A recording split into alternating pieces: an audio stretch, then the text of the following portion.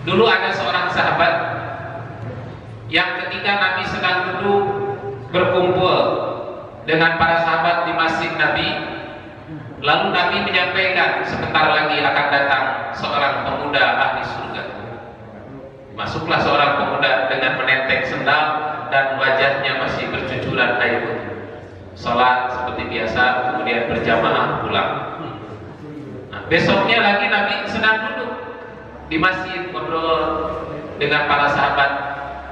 Kata Nabi, sekarang akan datang lagi seorang pemuda ahli surga. Maka para sahabat penasaran, siapa ini yang disebut pemuda ahli surga?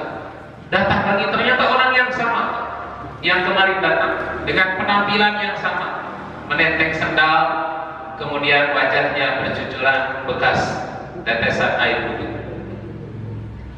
Besoknya lagi Nabi mengucapkan itu lagi, sebentar lagi akan datang ke hadapan kalian seorang pemuda ahli surga. Kemudian para sahabat makin penasaran, siapa gerangan yang disebut pemuda ahli surga ini? Datang lagi, ternyata orang yang sama. Sampai seorang sahabat yang bernama Abdurrahman bin Auf penasaran, ini amal istimewa apa yang dilakukan oleh anak muda ini sampai dinyatakan oleh Nabi sebagai ahli jannah. Dan pernyataan Nabi itu tentu saja pernyataan yang benar. Kenapa? Karena berdasarkan wahyu. Maka dia penasaran dan ingin meneliti amal apa yang istimewa yang dilakukan oleh orang ini. Kemudian dia dekati, diajak ngobrol dan berpura-pura, wahai hamba Allah, saya ini punya masalah dengan bapak saya, dengan orang tua saya, dan saya berjanji tidak akan pulang ke rumah selama 3 hari 3 malam. Boleh tidak kalau saya ikut numpang nginep di rumah kamu 3 hari 3 malam? Kata pemuda ini, silakan. Nah, padahal mau tahu amal apa yang dilakukan oleh si pemuda ini. Inaplah Pak di situ, siangnya diperhatikan, malamnya diperhatikan, dan yang paling mengagetkan, si pemuda ini, kata Abdurrahman bin Auf, tidak melakukan amal-amal besar. Maksudnya amalnya standar saja seperti kita gitu. Salat wajib, salat sunnah, bahkan di malam hari katanya dia tidak melihat dia salat malam, hanya membolak-balikan badan saja, membalikkan badan sambil berzikir, sambil bertasbih ketika sedang tidur. Dia tidak melihat salat malam. Kemudian menjelang subuh bangun pergi ke masjid. Besoknya begitu lagi, besoknya begitu lagi. Selama 3 hari Abdurrahman bin Auf tidak melihat keistimewaan yang dilakukan oleh orang ini, sampai hampir saja meremehkan amal perbuatannya. Sekedar begini kok jadi ahli surga. Kemudian pamit pulang dan berterus terang, wahai hamba Allah, sebenarnya saya tidak punya masalah dengan orang tua saya, tapi saya tertarik dengan apa yang diucapkan oleh Nabi, Anda ini dinyatakan sebagai ahli surga. Tapi aku nginap 3 hari 3 malam di rumahmu, aku tidak melihat kamu melakukan amal-amal yang istimewa. Artinya sama saja dengan amal saya. Kemudian kata si pemuda ini, benar, saya tidak punya amal istimewa, tetapi yang saya rasakan apabila orang lain mendapatkan kenikmatan, dalam hati saya tidak punya rasa hasut. Kata sahabat ini, itulah yang aku tidak mampu. Jadi tingkat sahabat itu mengatakan, aku juga tidak mampu. Itulah yang aku tidak mampu. Ini artinya apa? Hasut itu adalah sebuah penyakit yang bisa menyerang semua level. Kalau tidak dibersihkan, ternyata akan menghambat kita masuk surga. Dan kalau kita bersih dari penyakit ini, insya Allah, walaupun amal-amal kita sederhana, hanya melakukan amal-amal yang pokok, tapi bisa bersih dari sifat al-hasud ini, kata Nabi, orang itu dijamin masuk surga. Dan yang mengerikan adalah ternyata hasud bisa menyerang semua orang.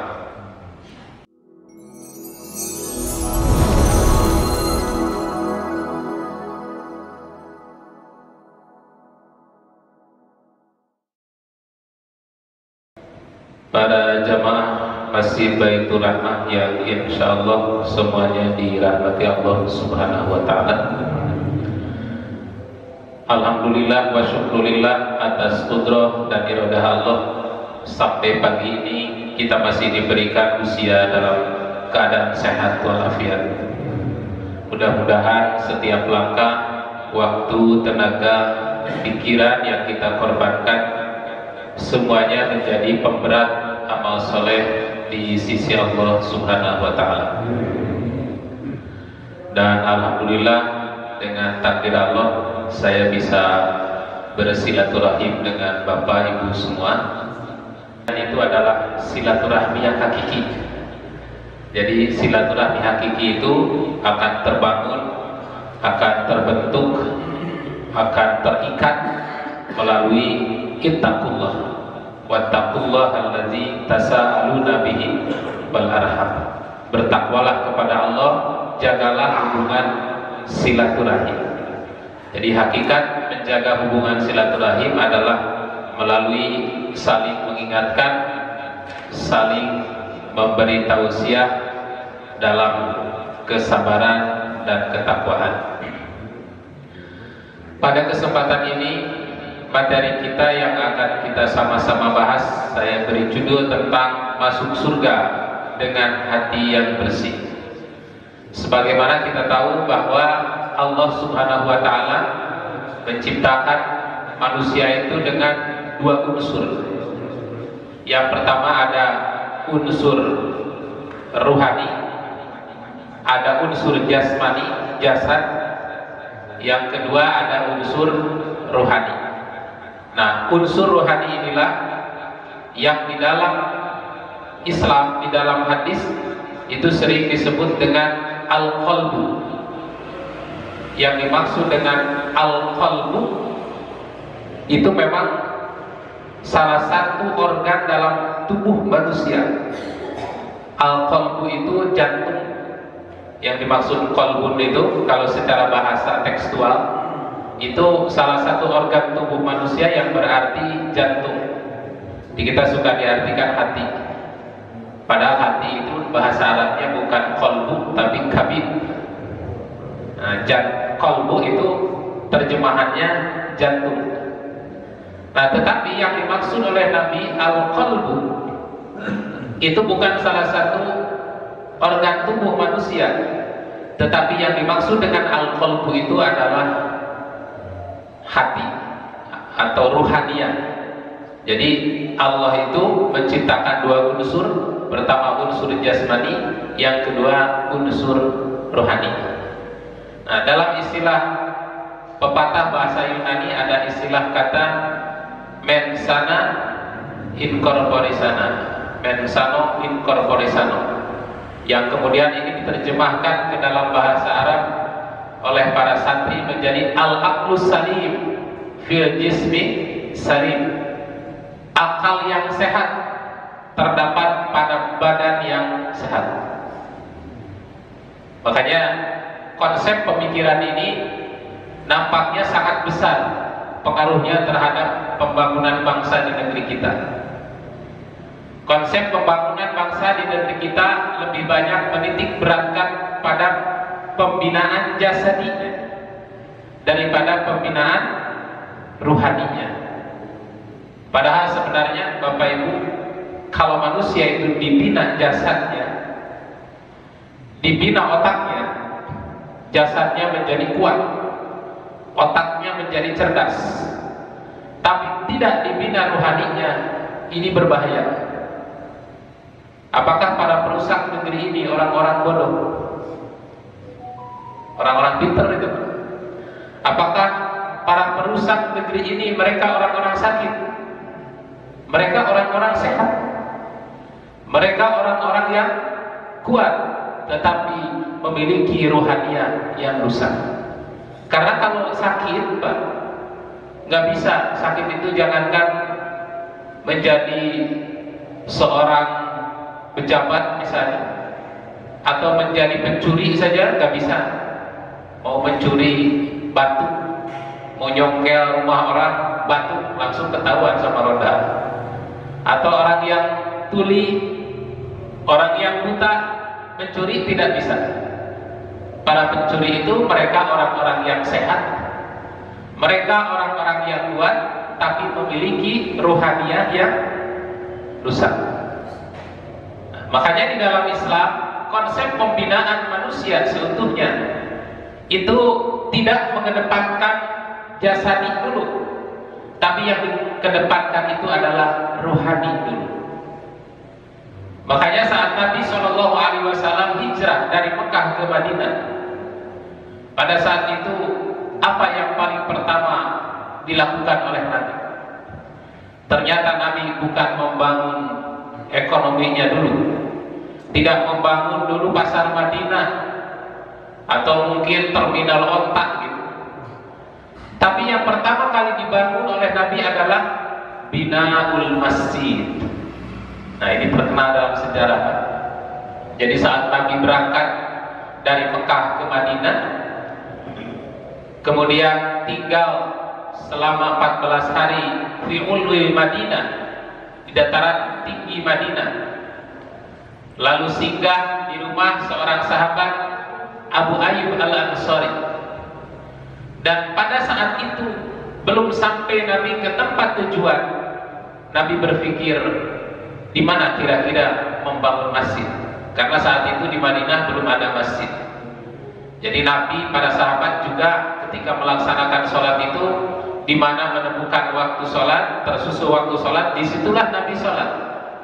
Maka pernah teriwayatkan Pak, Nabi itu sholat di kandang domba. Tapi jangan dibayangkan kandang domba seperti di kita ya. Kandang domba di kita mah nggak akan bisa dipakai sholat, karena cuman ketinggian paling semeter ya, semeter setengah. Kandang domba di Arab lahan terbuka. Jadi lahan terbuka, hanya dipagar-pagar, diabur saja domba di situ. Seperti kalau Bapak umroh kemudian Siti Tur ingin tahu kandang onta, jangan dibayangkan seperti kandang onta di kita atau kandang sapi di kita. Yang namanya kandang onta itu dataran luas, padang pasir. Nah, di situ dijaga oleh para pengembalanya. Jadi yang dimaksud sholat di kandang onta itu di tempat di mana onta itu di situ dikumpulkan. Kenapa Nabi sholat sampai di kandang onta? Karena masih belum ada. Maka pada saat itu Nabi menawar sebuah kebun milik keluarga Bani Najjar. Kata Nabi, ya Bani Najjar, haituni saminaku. Coba nilai harganya. Saminuni haitakum. Hargakan haitakum, kebun kamu ini mau dijual berapa? Untuk apa ya Rasul? Untuk membangun masjid, karena di Madinah belum ada masjid. Kata keluarga Bani Najjar, la wallahi la natlubu samana. Kata keluarga Bani Najjar, tidak, demi Allah kebun ini tidak akan saya jual. Nah, dikira tidak akan dijual, itu benar nggak akan dijual Pak. Ternyata maksudnya tidak akan dijual, la ilaha illallah, kecuali kebun ini akan aku serahkan kepada Allah. Maksudnya mau diwakafkan. Kalau buat masjid mah nggak usah dibeli, sok aja pakai bangun masjid, akan saya serahkan kebun ini kepada Allah. Nah, kalau kaum muslimin sekarang begitu, nampaknya masjid-masjid, pesantren-pesantren itu cepat selesai kan? Tidak perlu rereongan nyair gitu.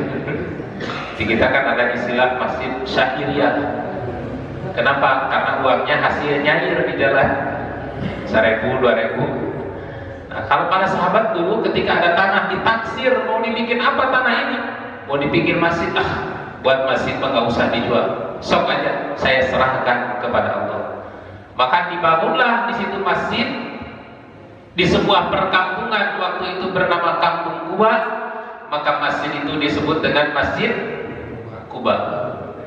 Jadi nama masjid itu boleh dinisbatkan ke tempat, boleh dinisbatkan ke nama orang. Kalau di situ ada orang yang membangunnya, misalnya Bapak Abu Bakar, Masjid Abu Bakar ya. Kalau yang membangunnya Bilal, Masjid Bilal, boleh dinisbatkan ke orang atau dinisbatkan ke harapan. Harapan kita masjid ini mau jadi apa? Jadi pintu surga, babul jannah. Harapan kita masjid ini mau jadi apa? Mau jadi sebuah rumah yang di situ tempat untuk menggapai rahmat Allah, tempat untuk mengejar rahmat Allah, Baitur Rahman. Jadi bisa nama-nama masjid itu dinisbatkan ke nama tempat, ke nama pembina, atau dinisbatkan ke harapan kita. Nah, maka itulah masjid pertama yang dibangun oleh Nabi pada saat Nabi hijrah ke Madinah. Baru setelah itu Nabi melanjutkan perjalanan ke Madinah yang dulu namanya Yasri. Di tengah-tengah antara Kuba dan Madinah turunlah perintah syariat sholat Jumat. Maka dibangun juga sekarang oleh pemerintah Saudi sebuah masjid yang disebut Masjid Jum'ah. Jadi masjid sholat Jum'ah pun pada saat itu belum di masjid, karena sedang dalam perjalanan langsung saja sholat. Makanya ketika kemarin kita di lockdown tidak boleh ke masjid, itu sebenarnya tidak menutup kemungkinan untuk melaksanakan sholat Jumat, karena masjid itu bukan syarat untuk sholat Jumat, tetapi memang tempat yang paling utama untuk sholat Jumat itu adalah di masjid. Jadi bisa di musola di kantor, bisa di rumah kalau memang tidak ada masjid, atau bisa di tanah lapang seperti yang dilakukan pertama kali oleh Nabi SAW pada saat turun perintah sholat Jumat. Tapi yang paling utama tentu saja ibadah-ibadah yang wajib itu, baik Jumat maupun ibadah yang lain seperti Zuhur, Asar, Maghrib, Isya dan Subuh, itu yang paling utama adalah di masjid. Nah, kenapa Nabi pada saat hijrah ke Madinah memprioritaskan binaul masjid? Karena pembinaan rohani itu jauh lebih penting daripada pembinaan jasmani. Kalau rohaninya sudah dibina, menjadi pedagang akan menjadi pedagang yang jujur. Kalau rohaninya sudah dibina, orang itu menjadi pejabat, dia akan menjadi pejabat yang amanah. Kalau rohaninya sudah dibina menjadi rakyat biasa, dia akan menjadi rakyat yang taat. Itu pentingnya pembinaan rohani. Makanya konsep pembinaan manusia dalam Islam itu lebih dikedepankan kepada konsep pembinaan ruhaniyahnya daripada pembinaan jasmaniah. Nah, tetapi tentu saja Nabi SAW juga tidak mengabaikan pembinaan jasmani. Tetap hanya prioritas utama Nabi mengedepankan pembinaan rohani. Nah, seperti misalnya di dalam hadis yang diriwayatkan oleh Imam Al-Bukhari, kenapa Nabi mengedepankan pembinaan ruhaniyah? Karena kata Nabi, ala wa inna fil jasadi mudghatan, ketahuilah sesungguhnya di dalam tubuh manusia itu terdapat mudghah, segumpal daging. Nah, apa yang dimaksud segumpal daging ini? Yang dimaksud segumpal daging ini, idza saluha jasadu kulluh, apabila baik segumpal daging ini maka akan baik seluruh jasadnya. Wa idza fasada jasadu kulluh, bila rusak segumpal daging ini maka rusaklah seluruh amal perbuatan jasadnya. Kemudian Nabi menjelaskan, ala wahya al-qalbu, ingatlah segumpal daging itu adalah al-qalbu. Nah, memang yang disebut oleh Nabi di sini al-qalbu secara simbolik itu adalah salah satu organ dalam tubuh manusia secara simbolik.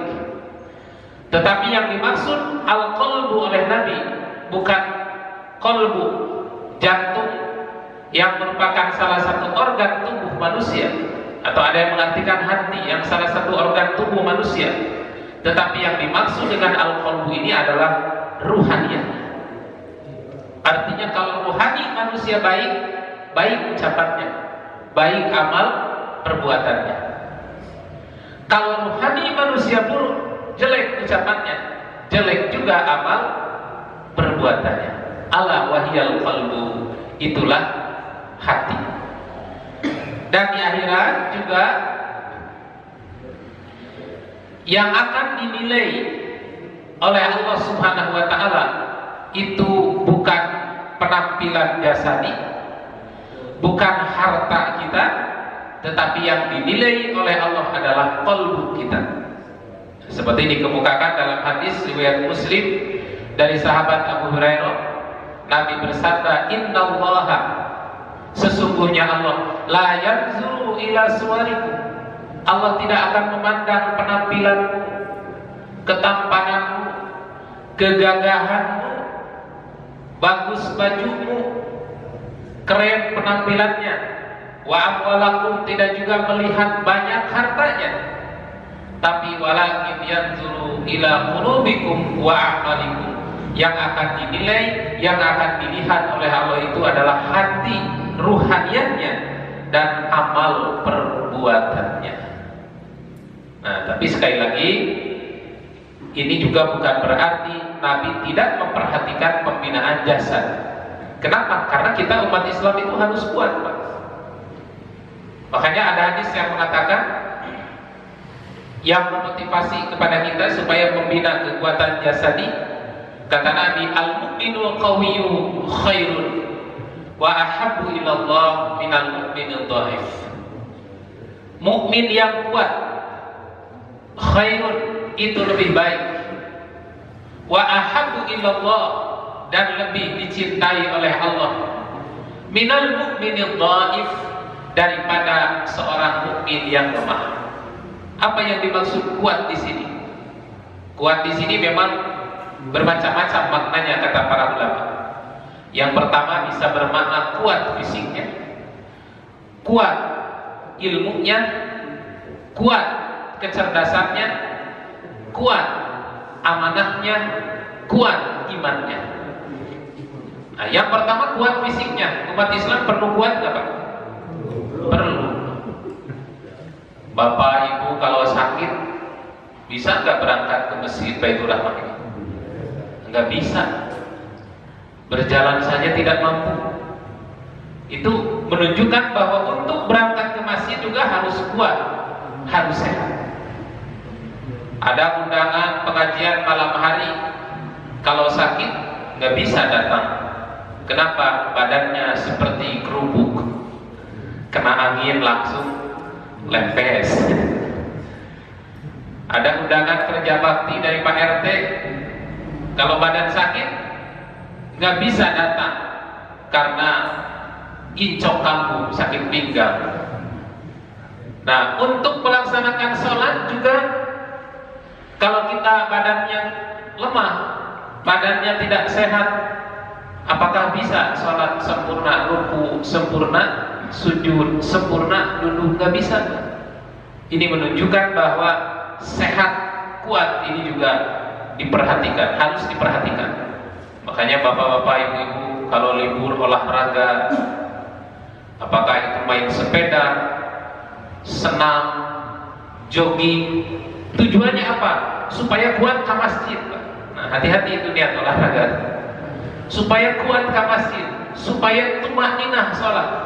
Kalau badan kita enak, pinggang enak, kaki enak, badan seger, sholatnya juga nikmat, Pak. Coba bapak kamu asam urat sholat nikmat gak? Mau ruku, aduh narik napas. Mau bangkit, ujungku gitu, kayak otak.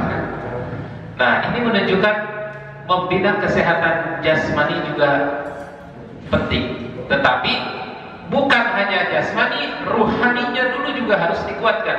Kenapa? Karena ketika manusia dibina jasmaninya, tidak dibina rohaninya, maka hanya akan melahirkan manusia-manusia yang jahat. Kekuatan fisiknya bukan dipakai ibadah, tapi dipakai untuk mendolimi orang lain. Ini bahaya. Nah, kemudian terkait dengan kekuatan hati atau kebersihan hati, sesuai dengan tema yang kita bahas, ternyata kebersihan hati ini menjadi syarat masuk surga. Bapak Ibu tidak akan bisa masuk surga kalau dalam hati masih ada penyakit, kalau dalam hati masih ada rasa dendam, kalau dalam hati masih ada rasa kecewa. Makanya dari tahapan perjalanan manusia, fase-fase perjalanan manusia menuju surga, itu ada beberapa tahap yang harus dilalui. Mulai dari pertama adalah kelahiran. Pertama alam ruh, alam rahim, alam dunia, kematian, alam barzah, bi'sa, mahsyar, mizan, hisab, mizan, as-sirat. As-sirat itu jembatan yang yudrabu baina dhahranai jahannam, jembatan yang terbentang di atas punggung neraka jahanam. Kemudian setelah sirat, ternyata belum selesai perjalanan kita, ada sebuah tempat yang disebut dengan qantoroh. Qantoroh itu disebut oleh Nabi, ma bainal jannati wan nar, adalah sebuah tempat jembatan yang terbentang di antara surga dan neraka. Orang akan tertahan di situ. Kenapa tertahan di situ? Karena hatinya belum bersih, sehingga dia tidak bisa lenggang kangkung lolos ke surga sebelum dibersihkan dulu di qantoroh. Nah, hanya saja memang pembersihan qantoroh, kisos yang dilakukan di qantoroh itu tidak sama seperti kisos yang dilakukan di mahsyar, Pak. Kalau kisos yang dilakukan di mahsyar itu kisos-kisos yang bisa menimbulkan, mengakibatkan azab Allah. Tetapi kisos pembersihan yang dilakukan di qantoroh itu hanya untuk membersihkan hatinya. Kenapa?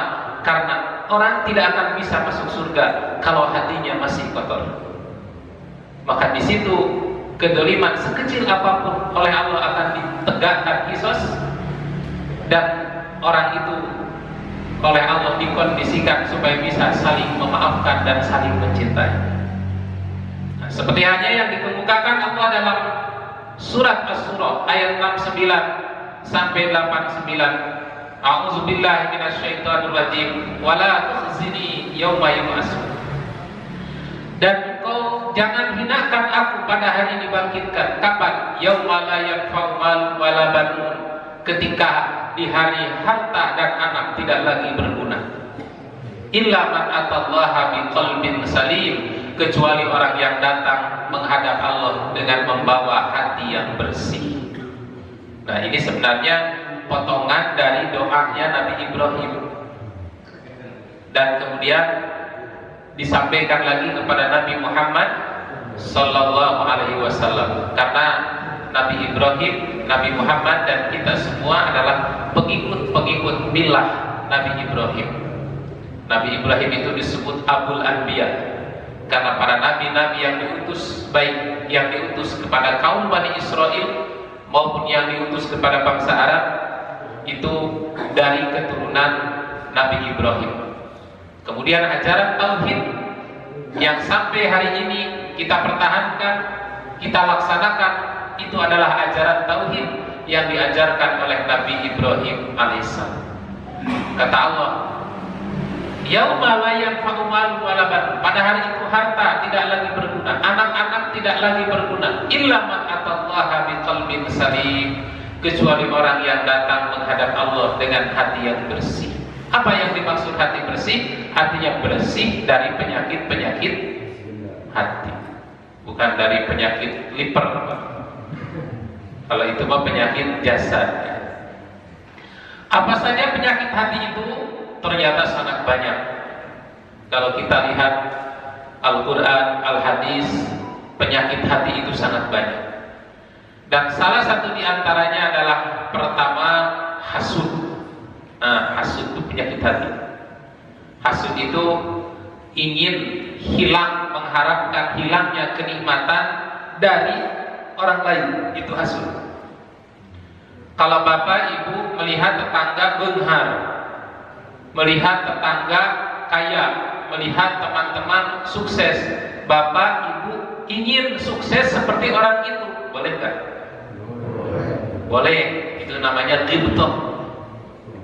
Tapi bapak ibu melihat tetangga kaya, melihat tetangga sukses, ingin kenikmatannya hilang dari orang itu, boleh nggak? Boleh. Ini tidak boleh, ini hasud namanya. Jadi ketika orang lain sukses, aduh, kenapa orang lain sukses saya tidak? Mudah-mudahan hilang kenikmatannya, mudah-mudahan hilang mobilnya. Nah, ini sudah ada al-hasad. Jadi kalau kita menginginkan seperti orang lain, sukses seperti orang lain, kaya seperti orang lain, pintar seperti orang lain, boleh. Tapi ada keinginan di situ supaya nikmat itu hilang dari orang itu, baik hilang ataupun hilang pindah kepada dirinya, dia menjadi miskin, kita jadi kaya. Nah, keinginan itu sudah masuk kepada penyakit yang disebut dengan al-hasad. Nah, hal ini diingatkan oleh Allah dalam surat An-Nisa. Am yahsudunan nas, ataukah mereka dengki kepada manusia, kepada Nabi Muhammad ketika itu? Alama atahumullahu min fadli, lantaran karunia yang Allah berikan kepadanya. Faqad ataina ala Ibrahim, sungguh kami telah memberikan kitab kepada Ibrahim, wal hikmah, dan hikmah, wa atainahu mulkan azima, dan kami memberikan kerajaan yang besar. Jadi karena ala Ibrahim, keluarga Ibrahim diberikan Alkitab, diberi ilmu, diberi hikmah, diberi kekuasaan, maka banyak orang-orang yang iri. Dan memang ini akan menjadi tiket masuk surga. Dulu ada seorang sahabat yang ketika Nabi sedang duduk berkumpul dengan para sahabat di masjid Nabi, lalu Nabi menyampaikan sebentar lagi akan datang seorang pemuda ahli surga. Masuklah seorang pemuda dengan menenteng sendal dan wajahnya masih bercucuran air putih. Salat seperti biasa, kemudian berjamaah pulang. Nah, besoknya lagi Nabi sedang duduk di masjid ngobrol dengan para sahabat. Kata Nabi, sekarang akan datang lagi seorang pemuda ahli surga. Maka para sahabat penasaran, siapa ini yang disebut pemuda ahli surga? Datang lagi, ternyata orang yang sama yang kemarin datang, dengan penampilan yang sama, menenteng sendal, kemudian wajahnya bercucuran bekas tetesan air putih. Besoknya lagi Nabi mengucapkan itu lagi, sebentar lagi akan datang ke hadapan kalian seorang pemuda ahli surga. Kemudian para sahabat makin penasaran, siapa gerangan yang disebut pemuda ahli surga ini? Datang lagi, ternyata orang yang sama.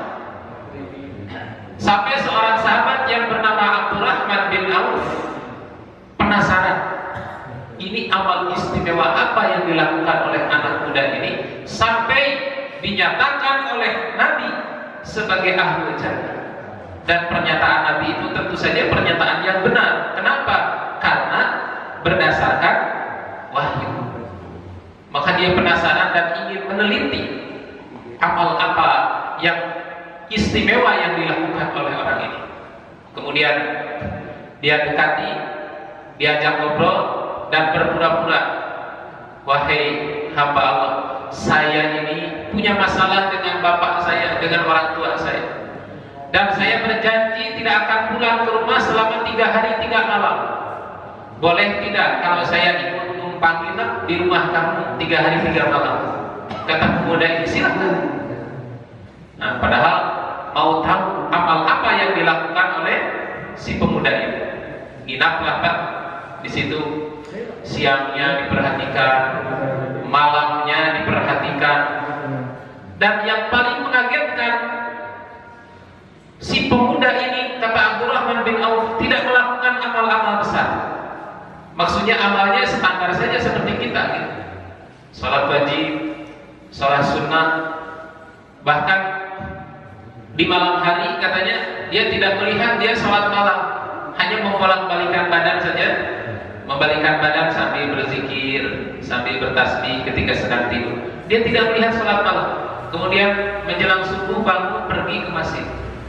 Besoknya begitu lagi, besoknya begitu lagi. Selama 3 hari Abdurrahman bin Auf tidak melihat keistimewaan yang dilakukan oleh orang ini, sampai hampir saja meremehkan amal perbuatannya. Sekedar begini kok jadi ahli surga. Kemudian pamit pulang dan berterus terang, wahai hamba Allah, sebenarnya saya tidak punya masalah dengan orang tua saya, tapi saya tertarik dengan apa yang diucapkan oleh Nabi, Anda ini dinyatakan sebagai ahli surga. Tapi aku nginap 3 hari 3 malam di rumahmu, aku tidak melihat kamu melakukan amal-amal yang istimewa. Artinya sama saja dengan amal saya. Kemudian kata si pemuda ini, benar, saya tidak punya amal istimewa, tetapi yang saya rasakan apabila orang lain mendapatkan kenikmatan, dalam hati saya tidak punya rasa hasut. Kata sahabat ini, itulah yang aku tidak mampu. Jadi tingkat sahabat itu mengatakan, aku juga tidak mampu. Itulah yang aku tidak mampu. Ini artinya apa? Hasut itu adalah sebuah penyakit yang bisa menyerang semua level.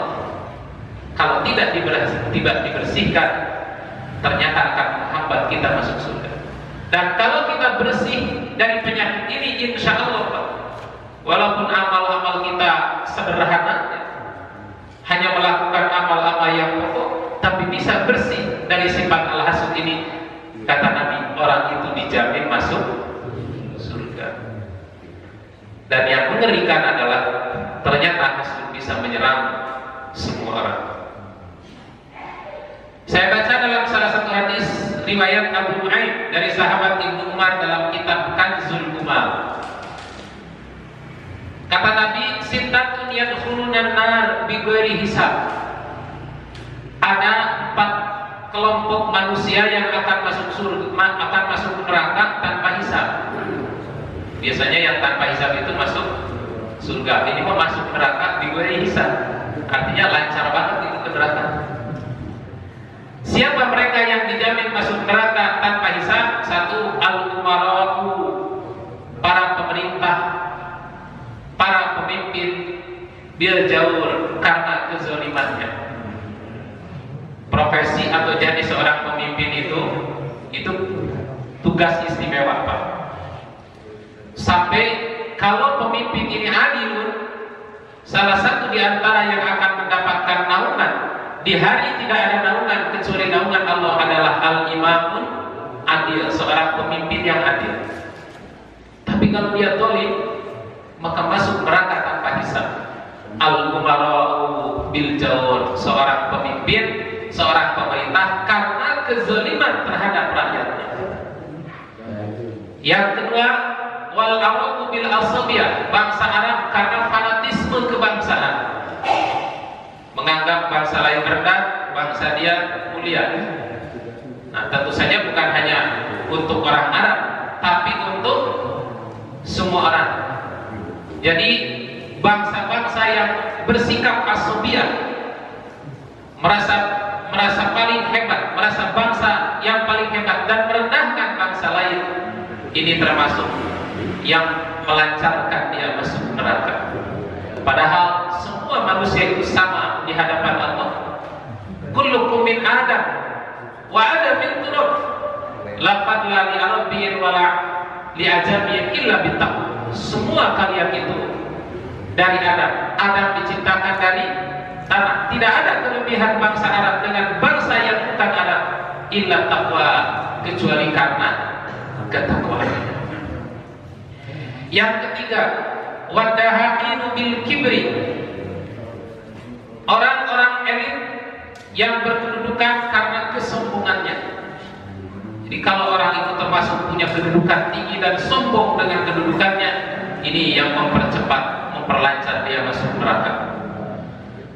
Kemudian yang keempat, waktu jaru bil kizbi, para pedagang bil kizbi dengan sebab kedustaannya. Nah, karena yang namanya dagang itu dekat dengan dusta itu. Hati-hati. Bang, ini berapa sekilo? 5.000, 4.000. Wah, modalnya juga belum sampai, padahal motor saya untung. Nah, ini hati-hati. Makanya kenapa ada syariat zakat tijarah?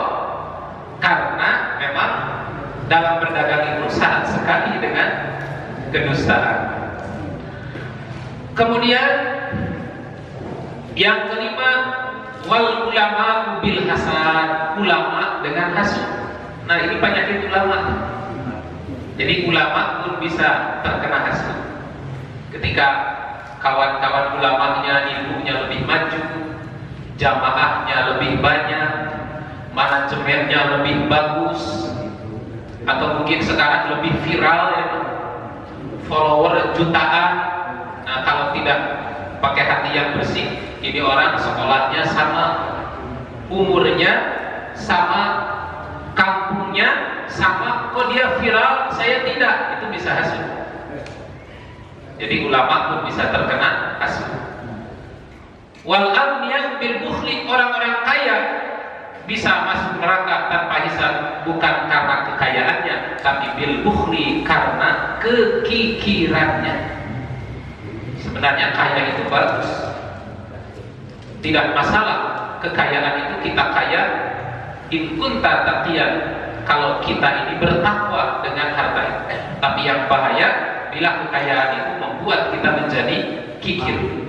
Qarun dihancurkan itu akibat kikir terhadap hartanya, padahal sebelumnya si Qarun ini orang soleh. Nah, jadi al-hasud itu bisa menyerang semua orang. Kemudian yang kedua, satu lagi, karena banyak sekali penyakit hati itu. Satu lagi yang dapat menyebabkan seseorang masuk surga itu dengan kebersihan hati, apabila hatinya bersih atau mampu ruhaniyahnya mengendalikan hawa nafsu. Membersihkan dari penyakit hati seperti membersihkan dari penyakit hawa nafsu.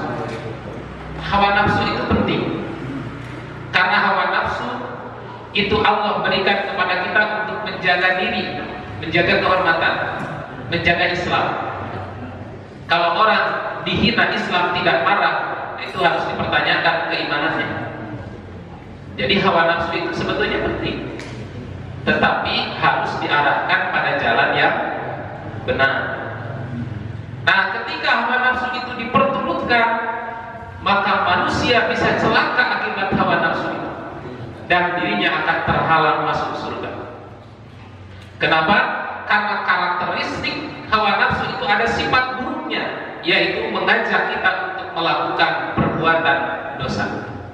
Seperti yang disampaikan oleh Allah dalam surat Yusuf ayat 53, inna nafsa la ammaratun bisu, sesungguhnya hawa nafsu itu selalu memerintah manusia kepada asu, kepada kejahatan. Maka kalau bapak dan ibu mampu untuk mengendalikan hawa nafsu ini, dakhala jannah. Dulu ada seorang sahabat namanya Abu Darda, datang menghadap kepada Nabi, ya Rasulullah, dullani ala amalin idza amiltu bihi dakhaltul jannah. Tunjukkan aku pada satu amal yang bila aku melakukan amal itu dijamin masuk surga. Apa kata Nabi? La taqlub wa la jannah. Satu saja, kamu jangan marah dan bagimu surga. Apa maksud jangan marah di sini? Maksudnya kalau marah kendalikan. Kalau tidak marah sama sekali nggak bisa. Tapi ketika kita marah, kendalikan. Kenapa? Karena emosi marah itu adalah satu kendaraan setan untuk mencelakakan manusia. Tidak jarang karena emosi orang mengucapkan kata-kata kufur. Tidak jarang karena emosi suami istri berpisah. Tidak jarang karena emosi orang lain ditonjok sampai terluka. Bahkan karena emosi orang lain bisa dibunuh. Seperti yang dipertontonkan hari ini ya,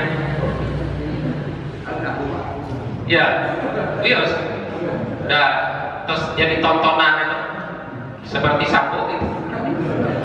Itu kan karena tidak mampu mengendalikan emosi. Ya, ini satu bukti. Dan tidak cukup dari itu. Bisa saja ada balas dendam di situ. Jadi begitu buruknya hawa nafsu ini, sehingga kalau tidak dikendalikan akan mencelakakan manusia. Nah, kalau dengan hawa nafsu kita tidak bisa mengendalikan hawa nafsu, lalu memukul orang, bahkan tega membunuh orang, menghabisi anak buahnya sendiri, berarti misi setan untuk mencelakakan manusia itu berhasil. Itulah puncaknya. Dan setelah itu tinggallah dia menyesal, harus mempertanggungjawabkan secara hukum, baik hukum di dunia maupun hukum di akhir. Makanya kata Nabi, kalau kamu mau masuk surga, jangan marah-marah. Kalau marah, kendalikan. Walaka jannah, kamu dijamin masuk surga.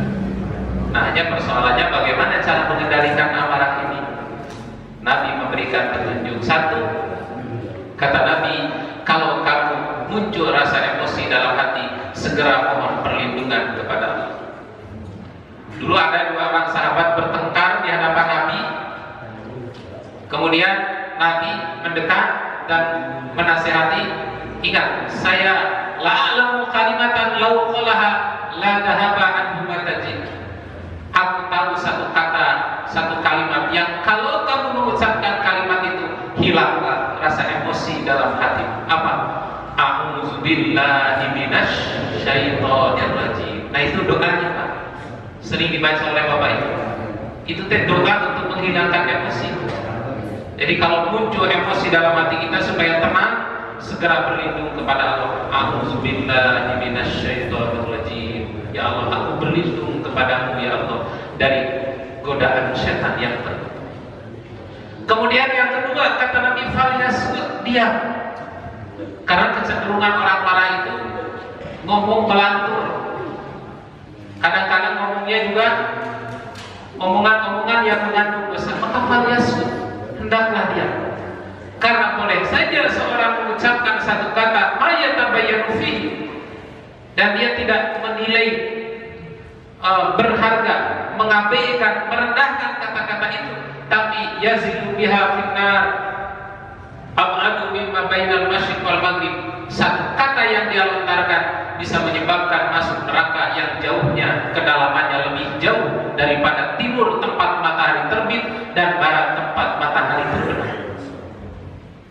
Makanya ada doa yang diajarkan Nabi, agar dibaca oleh kita dalam sholat, ba'da sholat. Doanya adalah Allahumma inna nas'aluka qaulal haqq indal ghadabi wal ridha. Ya Allah, kami mohon ucapan yang selalu benar, baik di saat kami sedang marah maupun di saat kami sedang ridho. Kenapa? Karena di waktu marah itu berbahaya. Makanya Nabi itu walaupun marah juga tetap ucapan yang keluarnya ucapan yang hak. Seorang sahabat bernama Abdurrahman bin Auf, salah satu juru tulis Nabi, pernah bertanya, ya Rasulullah, kami diperintahkan untuk menulis ucapan-ucapan Anda. Apa yang harus aku tulis darimu? Apakah ucapanmu di saat ridho? Bagaimana dengan ucapanmu di saat marah? Kata Nabi, tulislah semua ucapanku, baik di saat aku sedang ridho ataupun di saat aku sedang marah. Kenapa? Karena walaupun aku marah, tidak pernah mengucapkan kata-kata kecuali qaulal haq, kata-kata yang benar. Nah, itu Pak. Jadi kalau Bapak Ibu sudah bisa istiqomah berbicara benar walaupun di saat marah, itulah yang paling baik. Kemudian yang ketiga, kata Nabi, cara mengendalikan emosi itu adalah ambil posisi terendah. Kalau kamu marah sampai berdiri, duduk. Kalau sudah duduk masih marah juga, berbaring. Kalau berbaring masih marah juga, wudu. Kalau sudah wudu masih marah juga, kumatan terapa kedai nama. Ya bisa tidur kalau bisa. Ya keterlaluan ya kalau sudah wudu masih marah. Nah bisa kata para ulama lanjut sholat. Masa kalau sudah sholat masih marah-marah juga. Dan ini terapi marah dengan wudu ini, saya baca komentar ulama dulu, ini termasuk isyaratun ila tabibatin ma'ruf. Katanya ini adalah satu isyarat yang menunjukkan terhadap cara kedokteran dulu yang sangat terkenal. Jadi orang-orang kedokteran dulu itu untuk terapi emosi itu dengan cara mandi, dengan cara berwudu. Dan ini bisa membantu menurunkan tensi darah tinggi. Di zaman dulu orang yang punya penyakit darah tinggi katanya itu diterapi dengan terapi mandi. Nah, Nabi mengatakan kalau marah wudu. Kenapa? Karena marah itu bersumber dari setan. Setan diciptakan dari api. Api bisa padam dengan air. Jadi dengan harapan ketika marah berwudu, maka tensi darahnya itu menurun. Nah, kemudian yang terakhir kata Nabi, ingatlah janji Nabi. Maka apa itu? Wa huwa yastati wa yunafida. Siapa yang mengendalikan emosinya dan dia mampu untuk meluapkan. Jadi bukan begini, kenapa Bapak nggak marah? Takut. Nah, itu bukan istimewa. Kenapa Bapak nggak marah? Nggak berani. Bukan istimewa. Anak-anak juga bisa. Bapak nggak marah, padahal wa huwa yastati wa yunafida, bisa meluapkan emosi. Maka da'allahu yaumal qiyamah 'ala ru'usil khalaik. Kata Nabi, nanti Allah akan memanggilmu pada hari kiamat di atas kebanyakan makhluk. Wah, bangga tidak? Bangga. Kalau ada satu pertemuan besar di Istora Senayan Jakarta, tiba-tiba Bapak dari Masjid Baitul Rahman dipanggil ke panggung untuk mendapatkan refresh umroh, kira-kira bangga nggak Pak? Bangga, disaksikan oleh rakyat Indonesia semua. Wah, ini Bapak jadi viral. Nah, apalagi itu di hadapan semua orang dari yang pertama sampai yang terakhir, ketika perkumpulan besar di padang mahsyar. Mana Bapak dari Baitul Rahman? Kenapa dipanggil? Karena dia kuat sekali mengendalikan emosi. Silahkan masuk surga dari sebuah pintu khusus yang diberi nama Al-Kazimin Al-Ghaid Wal-Afina Anin-Nas. Pintu khusus tempat masuk orang yang mampu mengendalikan emosinya dan mudah memaafkan kesalahan manusia. Ternyata dari 8 pintu surga ada pintu sholat, ada pintu ahli sholat, ada pintu ahli saum, ada pintu ahli sedekah, ada pintu ahli jihad. Ada salah satu pintu yang Allah khususkan, pintu orang-orang yang kuat menahan emosi dan memaafkan orang, namanya Al-Kazimin Al-Ghaid Wal-Afina Anin-Nas, seperti yang disampaikan Allah dalam surat Ali Imran ayat 134. Dan tidak hanya itu Pak, tidak cukup di situ, hatta yukhayyar min ayyi hurin sya'a, hingga dipilihkan oleh Allah, silahkan mau menikah dengan bidadari mana yang Bapak suka. Nah, ini yang istimewa. Jadi ternyata menahan emosi itu satu amal yang sangat istimewa. Tapi berat tidak Pak? Nah, berat. Makanya pahalanya juga besar. Bisa masuk surga dari pintu khusus, langsung disuruh pilih. So, pilih mana? Mau yang mancung, mau yang putih gitu. Dipilihkan mau menikah dengan bidadari yang mana saja yang Bapak suka, begitu masuk ke surga. Nah, itulah keutamaan dari mengendalikan emosi. Jadi mengendalikan emosi, membersihkan diri dari rasa amarah itu, ketika kita marah tetap ucapan kita benar, memaafkan kesalahan orang, itu akan menjadi pelancar kita masuk surga. Nah, sudah jam 6:05. Nah, kita cukupkan doa dulu, masih banyak, ada belasan, ada 15 penyakit hati yang kalau kita bersih dari itu insya Allah bisa memperlancar masuk surga. Silakan kalau ada pertanyaan. Jazakallahu khairan katsiran kepada Pak Ustaz yang telah memaparkan materinya. Mudah-mudahan kita bisa menambahkan wawasan ilmu dan sebagai amalan untuk mempertimbangkan kita di bacanya. Untuk itu kepada para bapak atau ibu yang akan menanyakan, baik itu samping kanan dulu, silakan siapa yang akan menanya bisa panandang. Wajah, silakan wajah. Langsung aja Pak, silakan pertanyaan. Assalamualaikum warahmatullahi wabarakatuh. Waalaikumsalam. Saya sangat berkesan dengan acara ini. Yang saya lakukan begini Pak, kita kan seorang umat muslim selalu melaksanakan ibadah. Tapi dalam ini kita kan juga semuanya namanya manusia, ada salah dan benar baik. Untuk pada hari ini juga misalkan kita habis selesai sholat, tapi ternyata kita ada aja di dalam setengah agama. Tapi kalau dalam hadis yang lain disebut la taghdab, la taghdab, la taghdab, jangan marah-marah gitu. Maka ketika bapak lagi nyetir, ada yang nyalip, langsung taruhkan ya Pak. Nah, tahan ya, hati-hati Pak.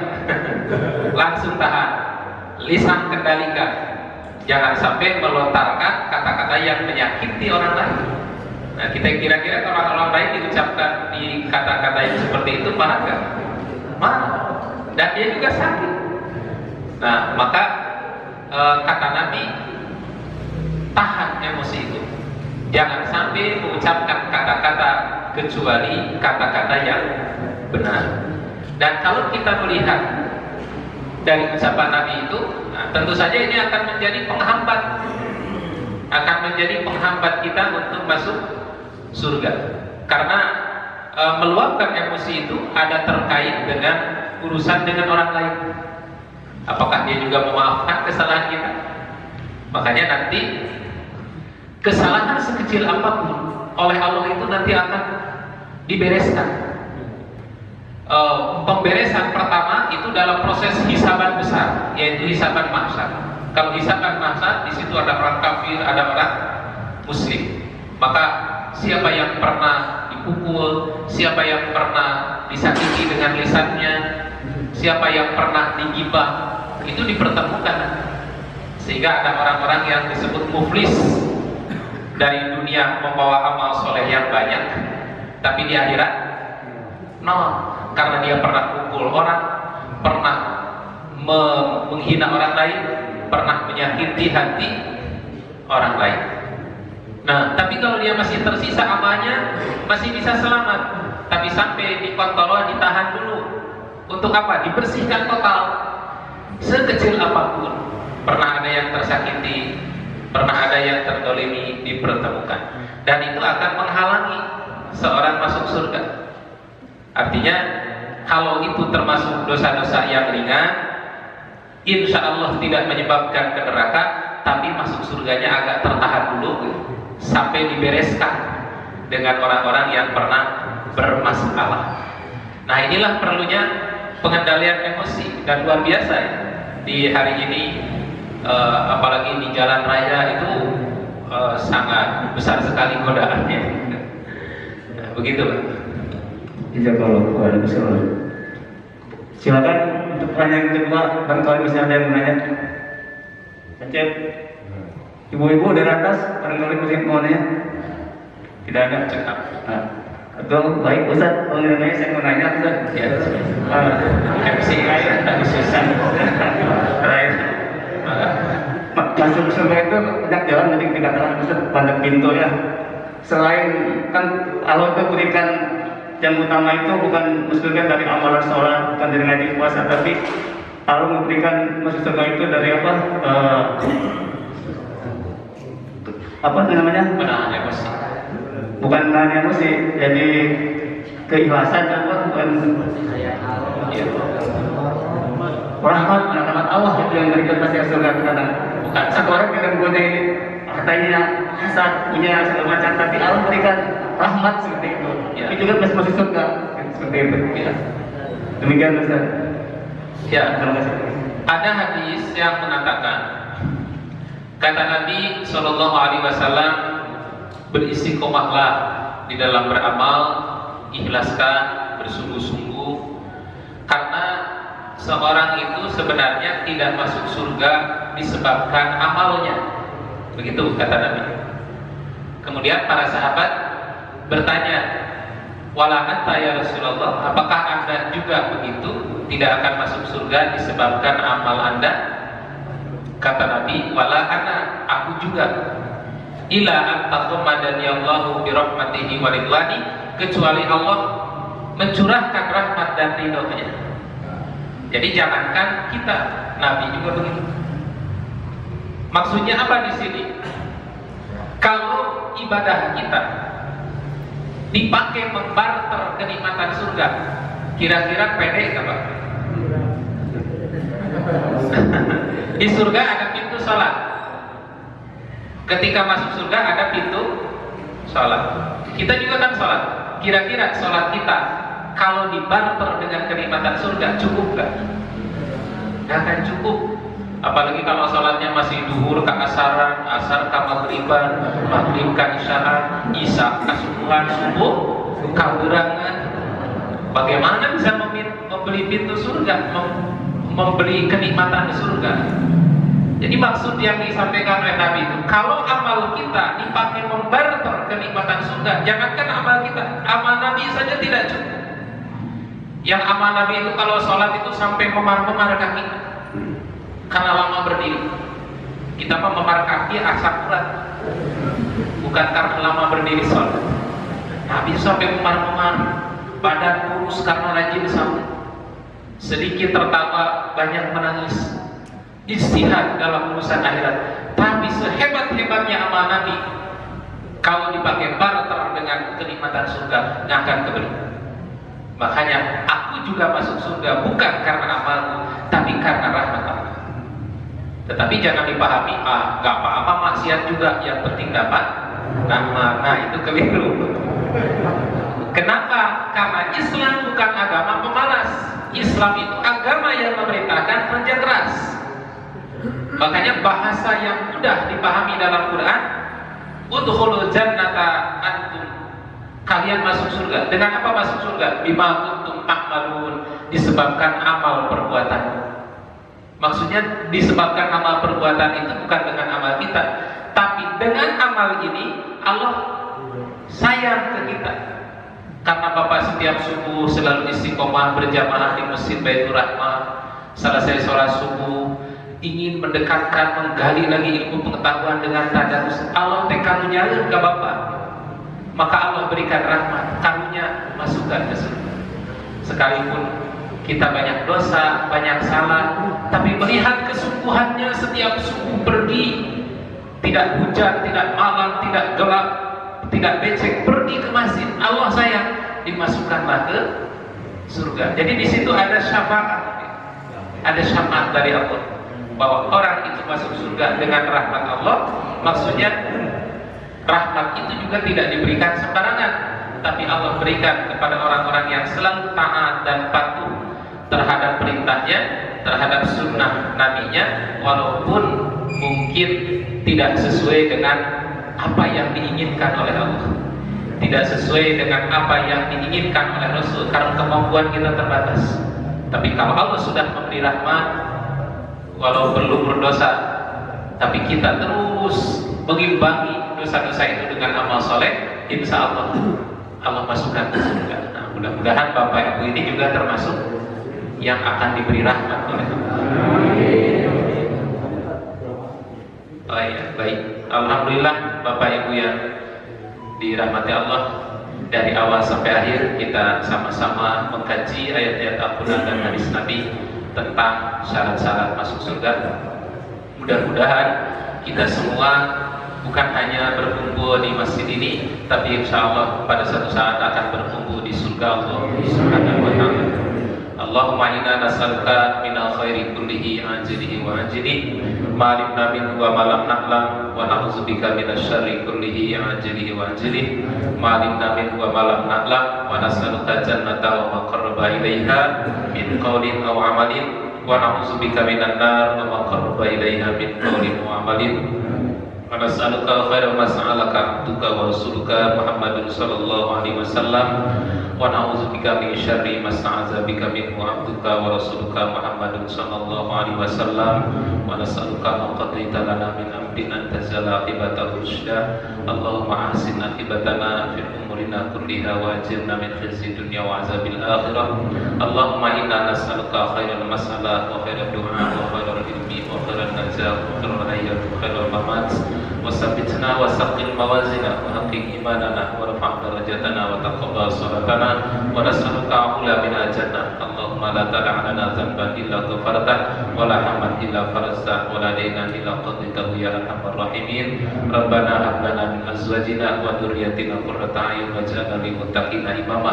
ربنا اغفر لنا ولوالدينا وللمؤمنين يوم يقوم الحساب. ربنا هب لنا من الصالحين. ربنا لا تذرنا فردا وأنت خير الوارثين. Rabbana atina fid dunya hasanah wa fil akhirati hasanah wa qina azabannar. Amin ya rabbal alamin. Demikian Bapak Ibu yang dirahmati Allah, terima kasih atas segala perhatian dan mohon maaf apabila ada kekurangan. Aku lupa hadza wa astaghfirullah li wa lakum. Wassalamualaikum warahmatullahi wabarakatuh.